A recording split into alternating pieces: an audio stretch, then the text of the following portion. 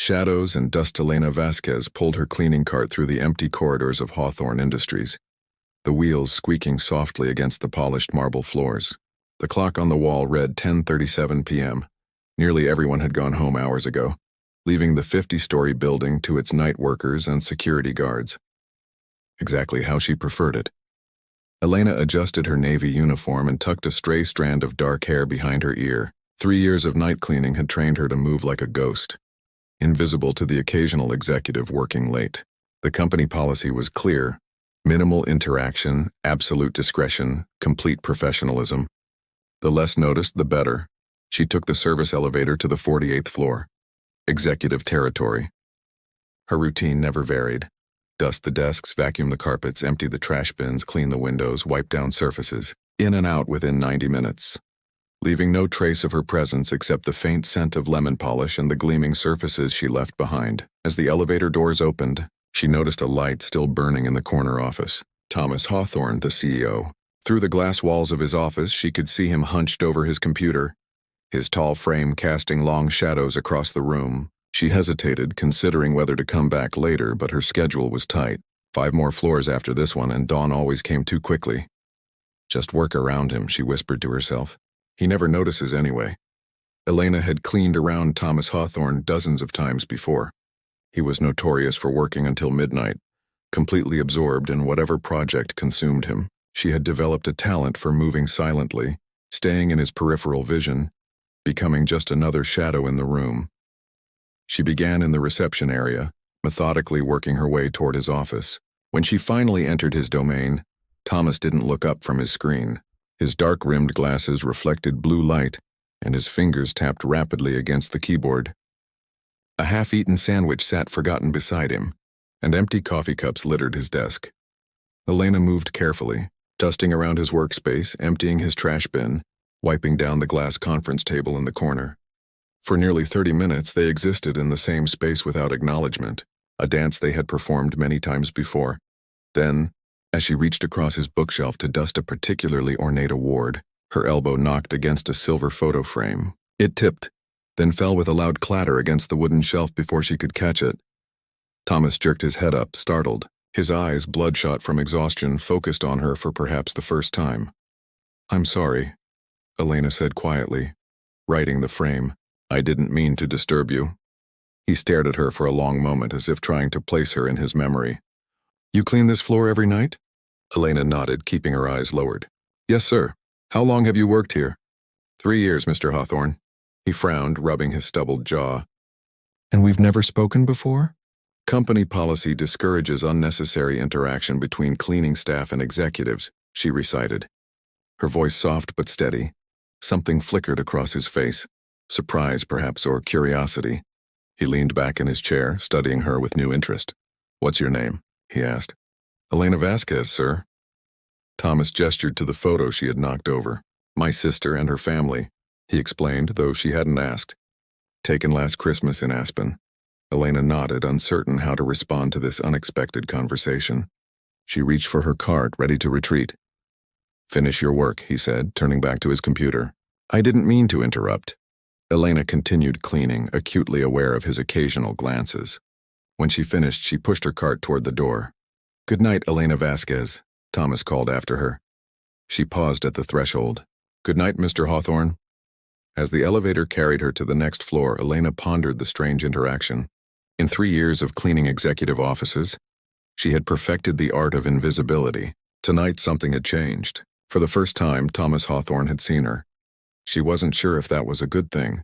Broken glass 2 weeks passed, and Elena found herself strangely conscious of Thomas Hawthorne's presence. Each night, she cleaned the 48th floor with heightened awareness, feeling his eyes occasionally drift toward her as she worked. They had established a new routine. A nod of acknowledgement when she entered, silence as she cleaned, and a quiet good night when she finished. Tonight was different. As the elevator doors opened, Elena immediately sensed something wrong. Thomas sat at his desk, not working, but staring out the window at the glittering cityscape. An open bottle of whiskey and a half-empty glass sat before him. Elena hesitated but pushed her cart forward. She had a job to do regardless of his mood. She began cleaning quietly, giving his office a wide berth. "Bad day?" she asked. The words slipped out before she could stop them. Elena froze, shocked at her own boldness. Thomas turned, surprised by her question. "You could say that," he replied after a moment. "Lost a major contract today. 2 years of work gone." Elena nodded sympathetically and returned to her cleaning. For the next hour they maintained their usual silence. She had nearly finished when she noticed a crumpled letter peeking from her pocket. The reminder of her own disappointment hit her anew, and before she could control it, a single tear slid down her cheek. She wiped it away quickly, but not quickly enough. "Are you crying?" Thomas asked, standing up from his desk. "It's nothing," Elena replied, turning away to hide her face. "Dust in my eye." Thomas approached her, stopping a respectful distance away. "I don't believe you." Elena's hands trembled as she folded her cleaning cloth. The letter in her pocket felt heavy as lead. "It's really nothing, Mr. Hawthorne. I should finish my work." "Elena," he said softly, "something is wrong. Please tell me." Perhaps it was his gentle tone or the whiskey she could smell on his breath, or simply the weight of disappointment she'd been carrying all day. Whatever the reason, Elena found herself reaching for the crumpled letter. "I applied for a scholarship," she explained, smoothing the paper, "for culinary school. I've been saving for years, but tuition is expensive. Without the scholarship," she trailed off, shrugging. "Anyway, they rejected me." Thomas took the letter, scanning it quickly. "You want to be a chef?" Elena smiled despite herself. "I've loved cooking since I was a child. My grandmother taught me everything she knew about traditional Mexican cuisine. But I want to learn more. French techniques, Asian influences, modern presentation." "What do you cook?" he asked, seeming genuinely interested. Elena's eyes lit up. "Everything I can. Last week I experimented with a fusion of Chilean sea bass with mole sauce. Before that I tried recreating a traditional paella with local ingredients." Thomas smiled, a real smile that transformed his typically serious face. "I love paella. My father took me to Valencia once just to try the authentic dish." "You're interested in food?" Elena asked, surprised. "More than interested," Thomas admitted. "Before I took over Hawthorne Industries, I studied at the Culinary Institute of America. Cooking was my first love." Elena stared at him in disbelief. "You're a chef?" "Was," he corrected. "Family obligations pulled me back to the business world. Now I only cook for myself occasionally." A shared understanding passed between them, the recognition of kindred spirits. For 20 minutes they discussed favorite recipes and techniques, foods they loved and hated, restaurants they admired. Finally, Elena glanced at her watch and gasped. "I need to finish my rounds. I'm behind schedule." Thomas stepped back, nodding. "Of course. I've kept you too long." As Elena gathered her supplies, Thomas picked up her rejection letter again. "This school isn't the only option, you know. There are other scholarships, other programs." Elena took the letter back. "Maybe, but time isn't on my side. I'm 28, Mr. Hawthorne. Most chefs start training much younger." "Call me Thomas," he said. And Julia Child didn't publish her first cookbook until she was 49. As Elena pushed her cart toward the elevator, Thomas called after her. "Elena?" About company policy regarding unnecessary interactions. She turned, heart suddenly racing. "I've always thought some rules deserve to be broken," he said with a small smile. Elena smiled back. "Good night, Thomas." "Good night, Elena." Part 3. Midnight Lessons. Elena arrived at the 48th floor the following Monday to find a note taped to Thomas's office door. "Executive kitchen open tonight. Help yourself to ingredients." Puzzled, she pushed her cart to the small but luxurious kitchen tucked behind the conference rooms. Normally locked after business hours, tonight the door stood slightly ajar. Inside, Elena gasped. The countertops displayed fresh ingredients.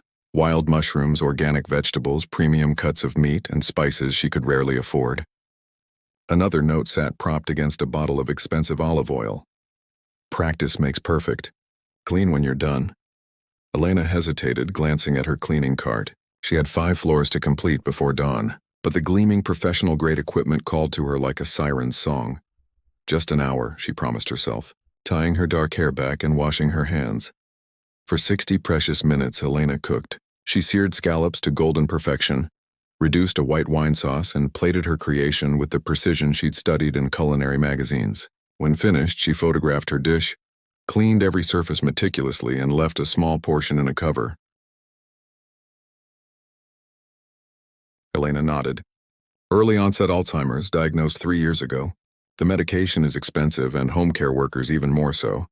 Thomas's expression softened with understanding. That explains the 3 jobs. Elena looked up, surprised. How did you know about that? I may have looked at your employment file, he admitted. Hospital cafeteria mornings, office cleaning evenings and nights. When do you sleep? When I can, Elena said with a tired smile. It's temporary. Until Mom's situation, she trailed off, unwilling to finish the painful thought.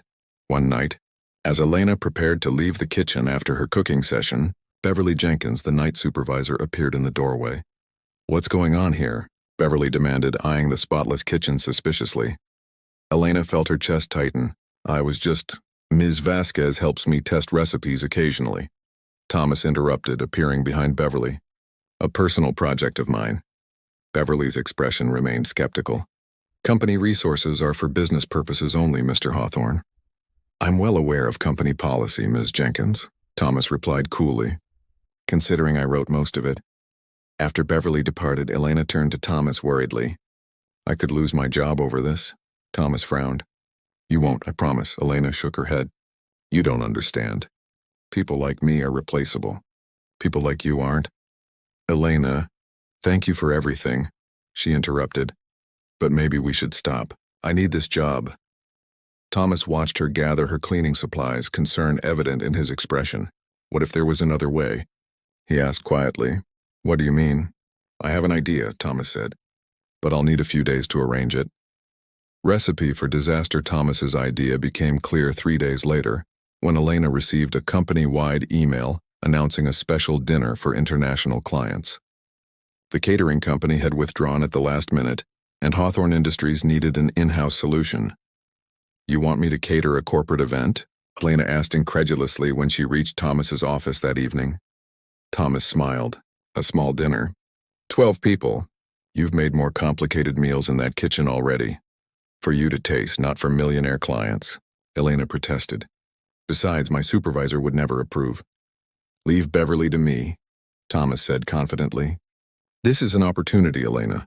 A chance to showcase your talents to people who can open doors. Elena bit her lip, considering. What would I make? Thomas grinned, knowing he'd won. Whatever you want. You have complete creative control. For the next week, Elena split her time between cleaning and menu planning. She designed a 5-course meal blending her grandmother's recipes with modern techniques Thomas had taught her. Hawthorne Industries provided top-quality ingredients and 2 kitchen assistants for the event. The night of the dinner, Elena stood nervously in the executive kitchen, supervising her small team. Her hands trembled slightly as she plated the appetizers. Miniature tostadas with ceviche and avocado mousse. They're perfect, Thomas said, appearing beside her in a tailored suit that transformed him from overworked executive to commanding presence. Elena's stomach fluttered, though whether from pre-dinner nerves or Thomas's appearance, she couldn't say.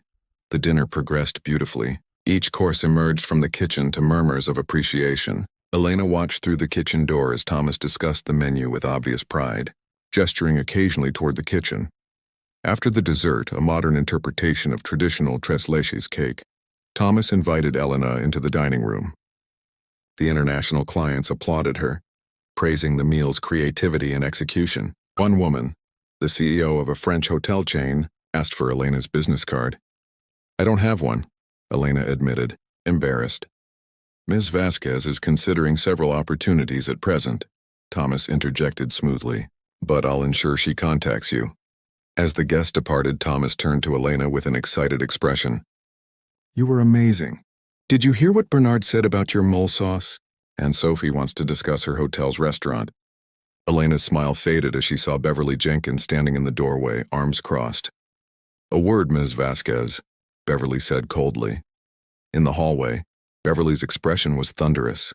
You were hired as cleaning staff, not a chef. Your relationship with Mr. Hawthorne is inappropriate and unprofessional. It's not what you think, Elena protested. It never is, Beverly replied. Report to HR tomorrow morning. Tonight was your last shift. Thomas emerged from the dining room, catching Beverly's final words. That's not happening, he stated firmly.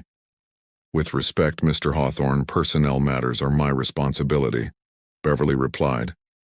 And the company is mine, Thomas countered. Ms. Vasquez stays. Beverly's lips tightened.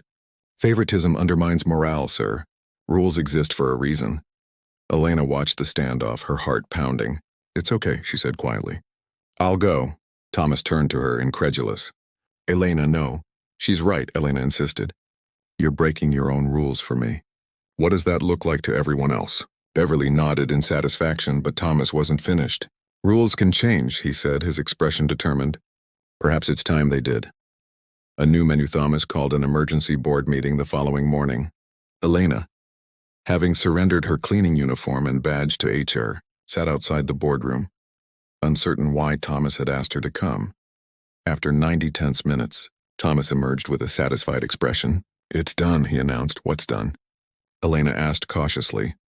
Hawthorne Industries is establishing a culinary division, he explained, starting with an executive dining program and eventually expanding to event catering. Elena stared at him. You created a department for me? Not for you, Thomas corrected. For the company, but we'll need a culinary director. He handed her a business card with her name and Hawthorne Culinary Services printed beneath it.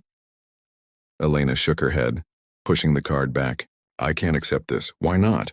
Thomas asked, confused. Because it's not real, Elena replied.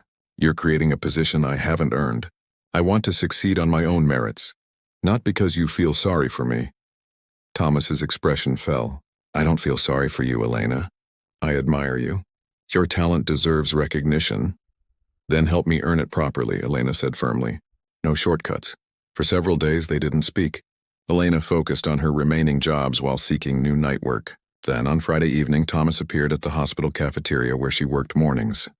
I have something for you, he said, sliding an envelope across the counter. Inside, Elena found an application for Le Ciel Culinary Academy's professional program and a letter confirming her interview the following week. What did you do? She asked warily. Nothing unethical, Thomas promised. I called the admissions director, mentioned I'd found a promising chef, and asked if they'd consider a late application. Your talent did the rest. 3 weeks later, Elena was accepted with a partial scholarship. Thomas offered to cover the remainder, but Elena refused. I've saved enough, she insisted. And Mom's new medication is covered by insurance now. At least let me help with introductions, Thomas bargained. I know people in the restaurant industry. Elena agreed to this compromise, and as she progressed through her training, Thomas provided connections but never interference. She succeeded on her own merits, graduating with honors 15 months later. On graduation day, Thomas presented Elena with a business proposal. A restaurant, he explained. Your recipes, your vision. I'll be a silent partner, providing initial capital only. Elena studied the proposal. Not silent, she countered. Equal. You're a chef too, Thomas. It's time you remembered that. 6 months later, Races opened its doors. The name, meaning roots in Spanish, honored both Elena's heritage and their journey together. The menu combined Elena's bold flavors with Thomas's refined techniques, creating something neither could have achieved alone. As they prepared for opening night, Elena paused in the gleaming kitchen, remembering how far they'd come from those midnight cooking sessions at Hawthorne Industries. Having second thoughts? Thomas asked, noticing her expression. Elena shook her head. Remembering when I was invisible. When I cried over a rejection letter in your office. Thomas took her hand, squeezing gently. You were never invisible to me. Elena smiled. No, but I was following rules that kept me small. And now? Thomas asked. Elena looked around at their restaurant, at the future they had built together. Now we're writing our own rules. Thomas raised a glass of champagne. To broken rules. Elena clinked her glass against his. And new beginnings. Outside guests began to arrive, eager to taste what these two unlikely partners had created. Not just a menu, but a story of transformation, written one dish at a time.